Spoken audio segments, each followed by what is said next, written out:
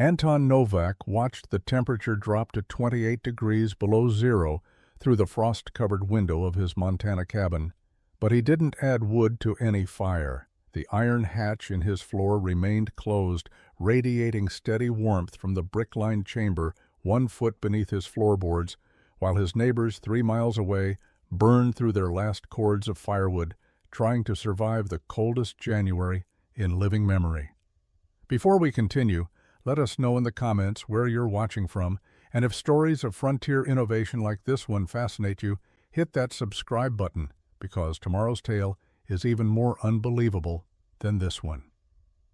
The winter of 1842 arrived early in the northern Rocky Mountains. Anton Novak and Joseph Dvorak had established their trapping camp in late September, building a cabin near a creek that fed into the Yellowstone River drainage. The location offered everything 2 Bohemian immigrants needed: abundant beaver, fresh water, timber for construction, and isolation from the increasingly crowded trapping territories further south. They had worked together for 3 seasons, and their partnership functioned with the quiet efficiency of men who understood each other without excessive conversation. Their cabin was unremarkable by frontier standards. They had selected logs of reasonable straightness, notched them at the corners, using the saddle technique most trappers employed, and chinked the gaps with moss and mud mixed with whatever clay they could find near the creek bank. The structure measured 12 feet by 14 feet, large enough for 2 men to live without constantly colliding, small enough to heat with a single fireplace. They had built that fireplace from river stones mortared with mud, creating a crude but functional chimney that rose through the roof. The door was simple, planks held together with crosspieces and hung on leather hinges. 1 small window covered with oiled paper provided light. The entire construction had taken them 6 days. It was adequate. That was the standard on the frontier. Cabins didn't need to be exceptional, just good enough to keep out wind and rain and provide a place to sleep between days of hard work. Anton and Joseph had lived in worse structures during their first years in America. This cabin represented progress, a sign they were establishing themselves in this harsh but opportunity-rich wilderness. On the evening of November 19, 1842, the temperature began dropping rapidly. Anton noticed it first when he stepped outside to relieve himself before bed. The cold hit his face like a physical blow, sharp and penetrating in a way that signaled something unusual. The sky was clear, stars visible in numbers that only frontier darkness allowed, and the air had that peculiar stillness that preceded the most brutal cold snaps. He mentioned it to Joseph before they slept. Joseph shrugged. Cold was expected. They had firewood stacked against the cabin wall. They would be fine. By morning, the temperature had dropped to 15 degrees below zero. The water bucket inside the cabin had developed a thin layer of ice despite the fire they had maintained through the night. Joseph rose early, as he usually did, and prepared to check their trap lines. Anton suggested they both stay near the cabin until the cold broke, but Joseph dismissed the concern. Traps needed checking. Beaver didn't stop moving just because the weather turned harsh. He dressed in his heaviest clothes, took his rifle, and left the cabin shortly after dawn. Anton spent the day inside, tending the fire and working on equipment repairs. Anton found Joseph 3 hours after the sun reached its highest point. He had heard no gunshot, no call for help, nothing that would indicate trouble. But as afternoon stretched toward evening, and Joseph still had not returned, Anton gathered his rifle and followed the trail his partner had taken toward the eastern trap line. The tracks were easy to follow in the fresh snow that had fallen during the morning, each footprint clear and purposeful, until they simply stopped beside a frozen beaver pond. Joseph lay on his side near the ice edge, his rifle 10 feet away where it had fallen. There were no signs of animal attack, no blood, no struggle. The cold had simply taken him. Anton would learn later from other trappers that Joseph had likely broken through thin ice while checking a trap, gotten soaked, and attempted to return to the cabin. He had made it less than a quarter mile before his body surrendered to the temperature. Death from exposure could happen that quickly when conditions aligned against you. Anton dragged Joseph's body back to the cabin on a makeshift sled constructed from branches. It took 4 hours. By the time he arrived, full darkness had settled, and the temperature had dropped further. He spent that night sitting beside Joseph's frozen corpse, unable to process what had happened. They had been careful men.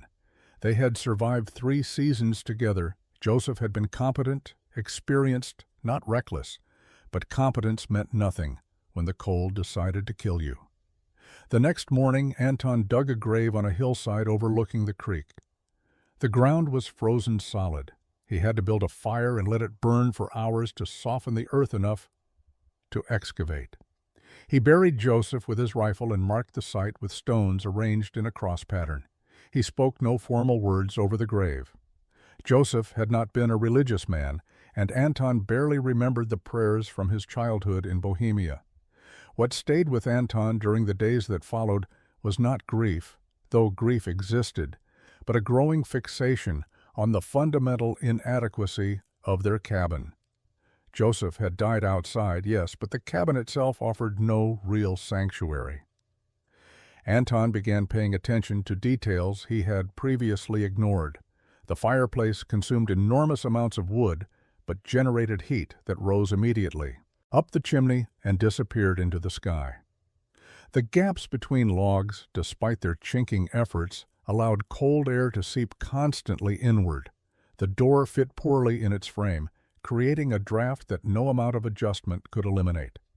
At night, even with the fire burning steadily, the temperature inside the cabin remained brutally cold unless you sat within 3 feet of the flames. Anton realized that their cabin, like every trapper cabin he had ever seen, was designed to meet minimum standards. It kept out rain, it blocked wind, it provided walls and a roof, but it did not actually protect anyone from serious cold. It was a shelter, not a fortress. And that distinction, Anton became convinced, was the difference between life and death. Anton completed the trapping season alone.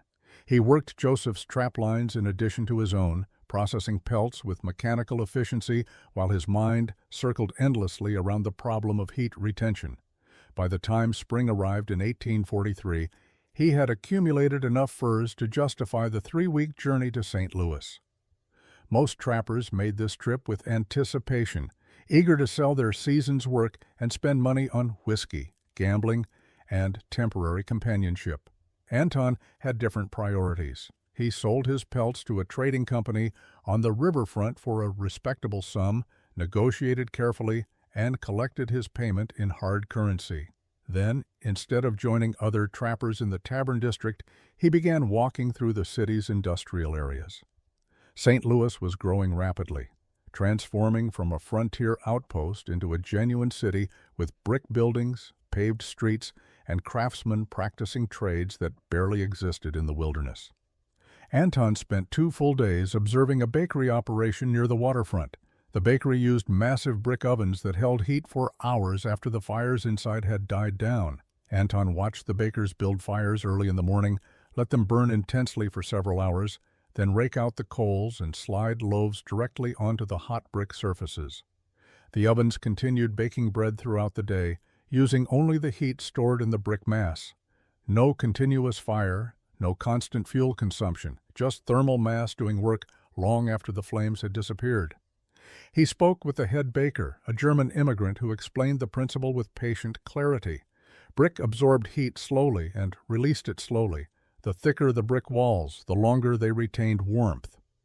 A well-built brick oven could stay hot enough for baking 24 hours after the last fire had burned out. The key was mass and insulation, weight and containment. Anton spent another week studying construction sites. He watched masons laying foundations, noting how they fitted bricks together with mortar joints that created rigid unified structures. He observed a blacksmith forging iron brackets and hinges, learning what thickness of metal was required to support heavy loads without bending. He visited a warehouse where carpenters were installing heavy doors with reinforced frames, examining how hinges were mortised into wood to prevent forced entry. People thought he was strange. A mountain man in buckskin studying bakery ovens and construction techniques drew curious stares and occasional mockery. Anton ignored them. He was learning principles that solved his problem, and frontier pride was irrelevant compared to survival. Before leaving St. Louis, Anton spent nearly half his fur money on materials that made no sense to other trappers. He purchased 60 fire bricks from a mason supplier, paying extra to have them wrapped carefully for transport. He bought a custom-forged iron door from a blacksmith, rectangular with 2 small vent holes and a heavy handle, weighing 35 pounds. He acquired specialized woodworking tools, packets of mortar mix, and iron pins for construction. Other trappers, heading back to the mountains with standard supplies, looked at his purchases with open confusion. Anton returned to the mountains in late July of 1843 with his unusual cargo distributed across 2 pack horses. The journey took longer than usual because the bricks required careful handling to prevent breakage. He lost 3 bricks to an accident when one horse stumbled crossing a creek, but the rest arrived intact. When he reached the site where Joseph had died, Anton made an immediate decision. He would not rebuild on the same location. The old cabin held too many memories, and, more practically, he wanted to start completely fresh with a design that incorporated everything he had learned. He selected a new site, 200 yards upstream, on slightly elevated ground that offered good drainage and clear sight lines in multiple directions. The location was less convenient for water access, but Anton prioritized other factors. He wanted his cabin above potential flood levels and positioned where approaching threats, whether animal or human, would be visible from a distance. The first step was excavating the chamber that would hold his hidden Ember-Bed. Anton measured carefully, marking a rectangle 3 feet wide and 4 feet long in the center of where his cabin floor would eventually sit. Then he began digging. The work was brutally difficult. He had to remove soil to a depth of 1 foot, creating a chamber with perfectly vertical walls and a flat bottom. The excavation alone took 5 days. On the afternoon of the 4th day, Lucas Kovacs rode into Anton's camp. Kovacs was a Hungarian trapper who worked territory about 8 miles south. He had heard through the scattered frontier communication network that the Bohemian who had lost his partner was back and building something. Curiosity had brought him to investigate. Kovacs sat on his horse and stared at the rectangular hole Anton had dug. He looked at the pile of fire bricks stacked nearby. He examined the heavy iron door leaning against a tree. Then he started laughing.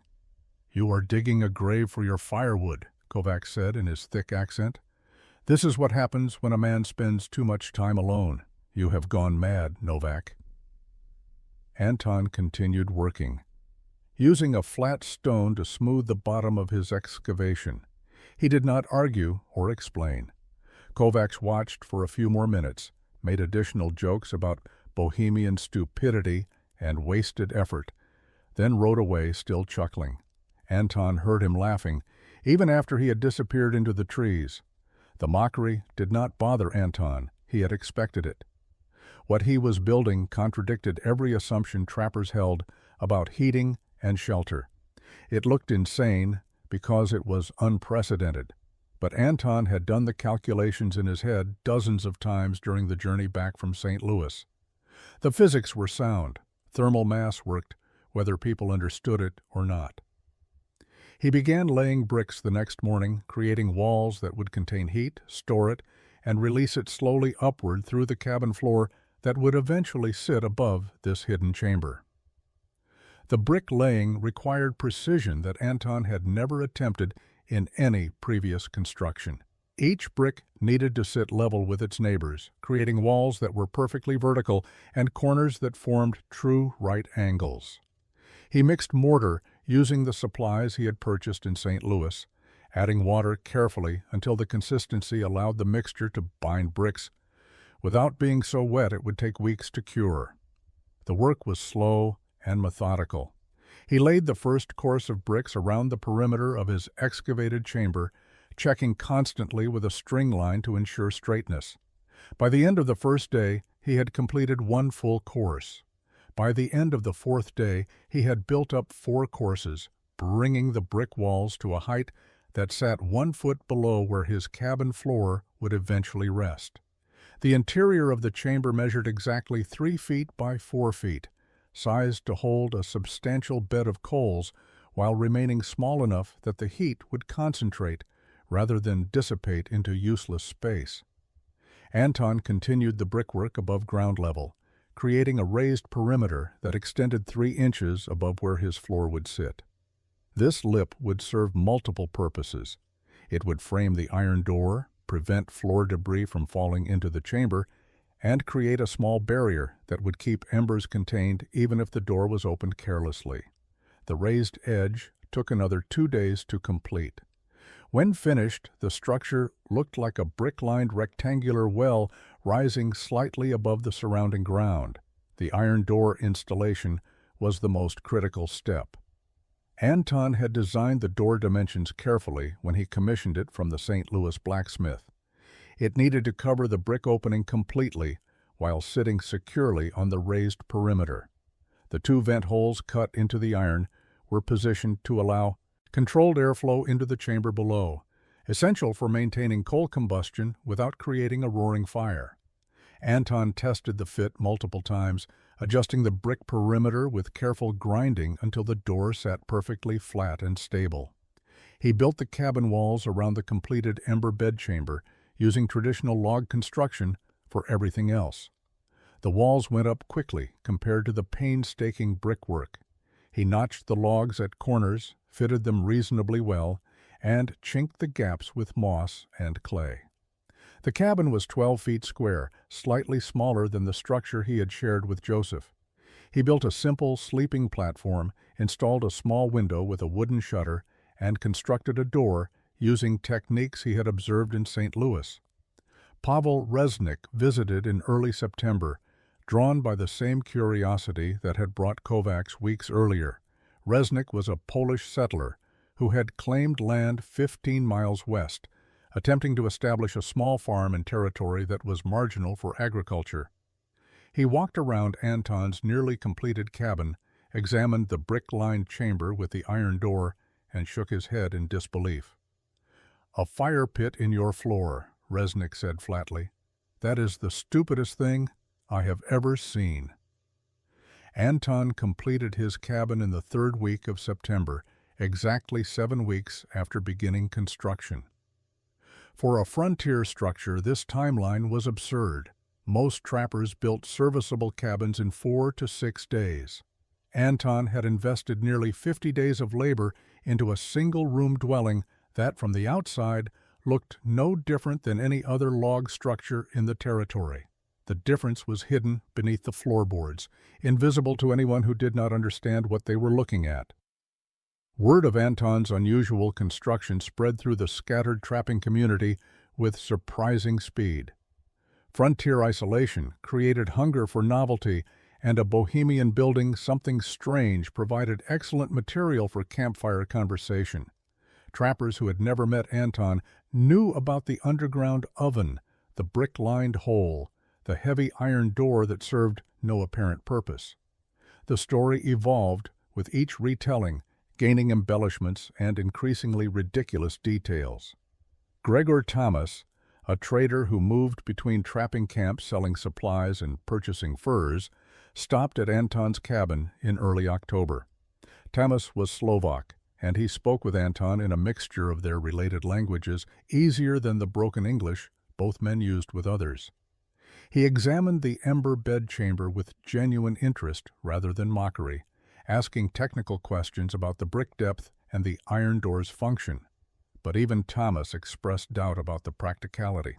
"It is ingenious," Thomas admitted, "but is it worth the effort? You could have built 3 normal cabins in the time you spent on this one." Anton had no answer that would satisfy someone who had not watched a partner freeze to death. He simply shrugged and offered Thomas coffee. They talked about fur prices and winter predictions. Then Thomas departed, carrying the story of Novak's underground oven to the next camp on his circuit. The consensus among the trapping community was clear. Anton Novak had wasted enormous time and resources building something overcomplicated and probably useless. The kindest interpretation was that grief over Joseph's death had driven Anton to obsessive, irrational behavior. The less kind interpretation was that Bohemians were simply impractical people who over-engineered simple problems. Either way, the brick chamber became a regional joke. Built like Novak's oven became a sarcastic phrase meaning unnecessarily complicated. Anton conducted his own private tests throughout October and early November. He experimented with different coal bed depths, learning how much wood he needed to burn down to create embers that would last specific durations. He tested the iron door positioning, discovering that leaving it slightly open during active burning created optimal airflow while closing it completely. Once the coals were established, maximized heat retention. He measured the temperature difference between the air 6 inches above his floor and the air at chest height, confirming that heat radiated upward exactly as he had calculated. By late November, Anton had perfected his technique. A single coal bed, properly established in the morning, would keep his cabin comfortable for 12 hours without adding fuel. The floor radiated steady warmth that never created the intense, localized heat of a fireplace, but maintained livable temperature throughout the entire space. January of 1844 brought weather that old-timers would reference for decades afterward. The cold arrived gradually, a slow descent into temperatures that tested every assumption about winter survival in the northern Rockies. On January 3rd, the temperature dropped to 10 degrees below zero. Trappers burned extra wood and stayed close to their fires, but the cold was manageable. On January 5th, it reached 15 below. On January 7th, 20 below. The pattern continued, each day slightly colder than the last, as if the atmosphere itself was being drained of all warmth. Anton monitored the progression with careful attention. Each morning he built his coal bed using wood he had split and dried during the autumn months.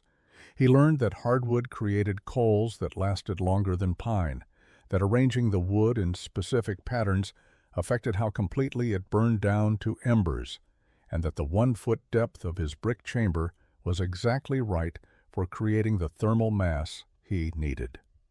The morning coal bed would burn actively for 3 hours, then settle into glowing embers that radiated heat through the afternoon and evening. In the evening, around sunset, Anton would open the iron door and add more wood, creating a second coal bed that would carry him through the night. The routine became automatic. Build the fire, let it burn down, close the door most of the way to retain heat while allowing minimal airflow, and let the thermal mass do its work. The floor of his cabin remained warm enough that he could walk barefoot without discomfort.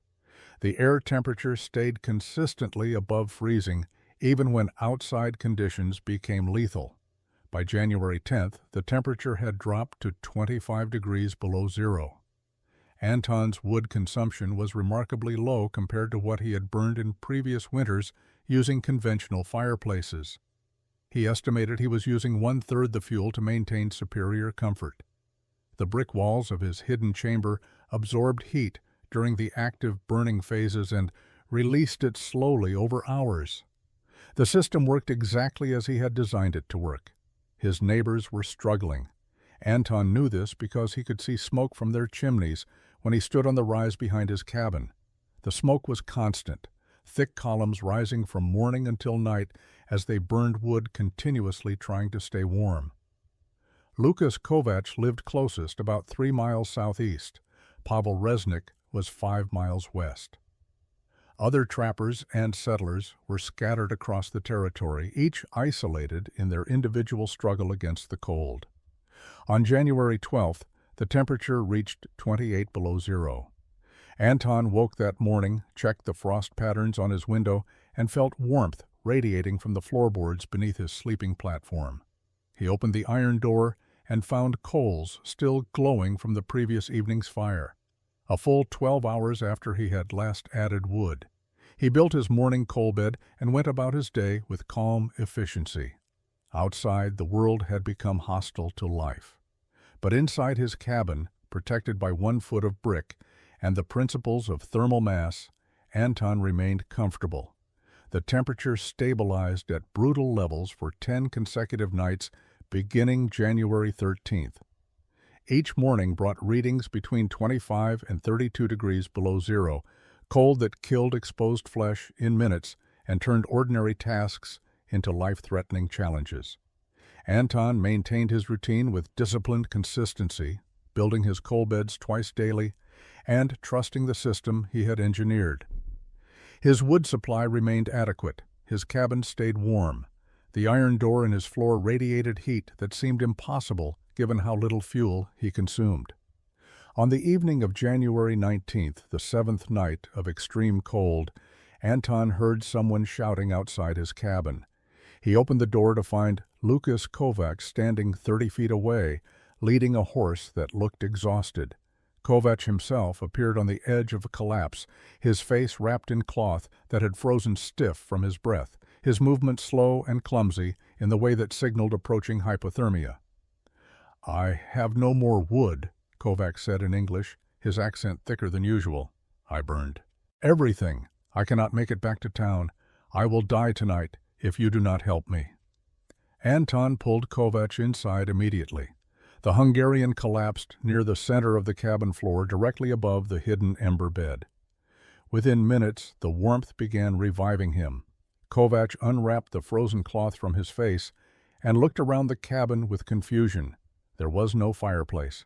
There was no visible fire of any kind, yet the temperature inside was comfortable enough that Anton wore only a single layer of clothing. "Where is your fire?" Kovac asked. Anton pointed at the iron door in the floor. Kovac stared at it, then at Anton, then back at the door.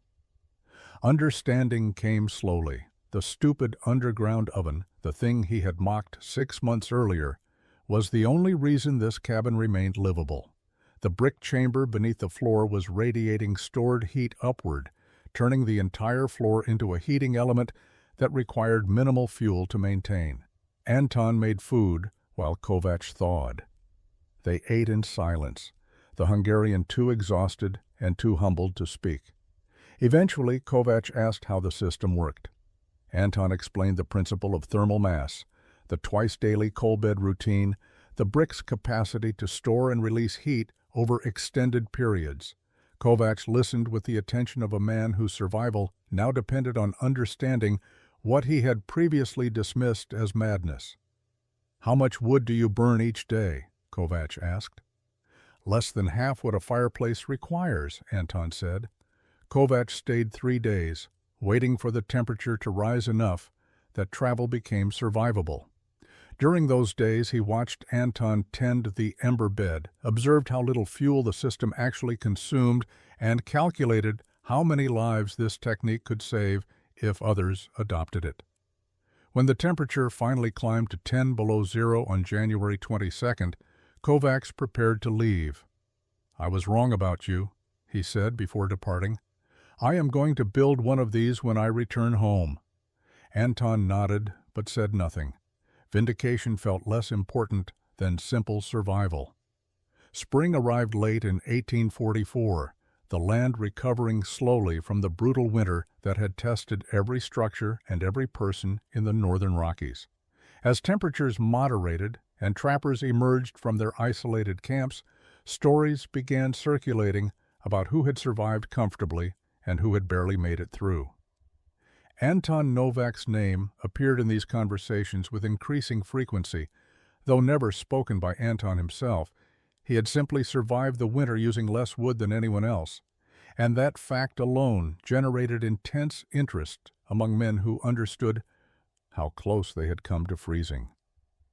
Marek Svoboda arrived at Anton's cabin in late April. Svoboda was Bohemian like Anton, a younger man who had come west only 2 years earlier and was still learning the skills required to survive frontier life. He had heard about the underground heating system from Gregor Thomas, who had carried the story through multiple camps during his spring trading circuit. Svoboda asked directly if Anton would teach him how to build a similar chamber. Anton agreed without hesitation. Over the next week, he walked Svoboda through every step of the construction process. They traveled to a clay deposit where suitable material could be harvested for mortar.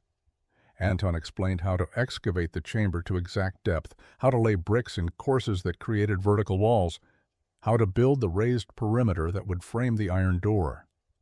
He shared the coal bed technique, the twice-daily routine, the calculations about wood consumption and heat retention. Svoboda took careful notes and asked intelligent questions. When he departed, he carried knowledge that would allow him to replicate Anton's innovation on his own land. Anton asked for nothing in return.